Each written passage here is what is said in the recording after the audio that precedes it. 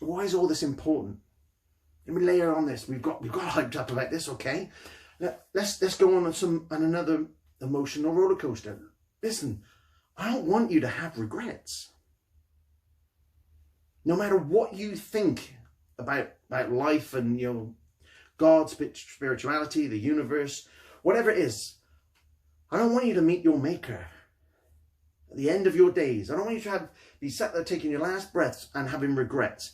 Trust me, from somebody who's not only been on their deathbed taking their last breaths, but somebody who has actually died and come back to be given a second chance.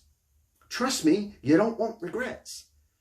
But listen, you don't want to be with your maker, whoever you feel that is, at the end of days, and they go, so, gave you life, gave you this opportunity, this world to play on. How was it? And you rock up and you go, it was okay. It was all right. Imagine the look on your maker's face, on the universal face. Come again, he's going to do some coaching. He or she are going to do some coaching on you then. They're going to go, tell me a bit more about that. And you go, oh, you know, it was good and all. I was like, you know, I'm grateful. I was alive. And, you know, I met my wife or my husband or my boyfriend, girlfriend, and, you know, the children, and, you know, I did a job, and, you know, we did some fun stuff. We had some fun vacations.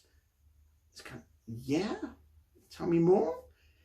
But, you know, my health was a bit, you know, I was a bit achy in the mornings, and, oh, God, the neighbour's dog, and, don't even start me about the political people. And then, you know, things like COVID comes along, and, you know, it's like, wow. Do you really want to have that conversation? I'm not saying you're going to have that conversation, but do you really want to have that figurative conversation with your maker?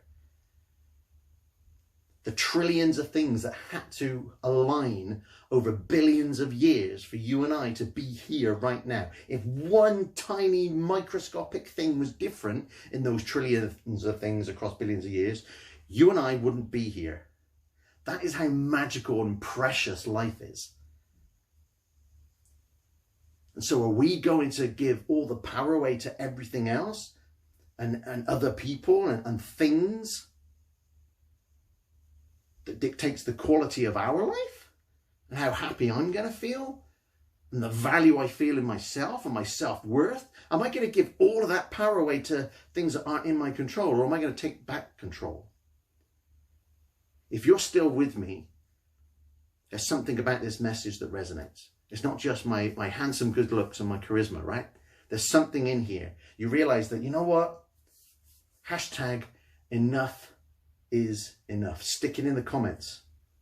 Big capital letters. Enough is enough. Now here's where it gets interesting, because plenty of us say, oh, I want to change. I could change. I will change. It's like making a New Year's resolution, right? But how many people actually change? How many people actually do it in the first place? But then how many people actually do it, you know, and they make some progress, but then they don't see it through? You see, what's missing is not I want or even I will. That's pretty strong. What's missing is I must. Enough is enough. I must change. And I'm not saying you have to change completely. I'm talking about you must change your circumstances. You must change your way of thinking, of looking at the world, of grasping opportunity. You must start making inroads into making you live your extraordinary life. I want to move my 4, 5, 6, 7, even my 8 or my 9, and I want to live full out at a 10. In fact, it's such a 10, it's exploding into an 11. That's where we want to play. And I must do that.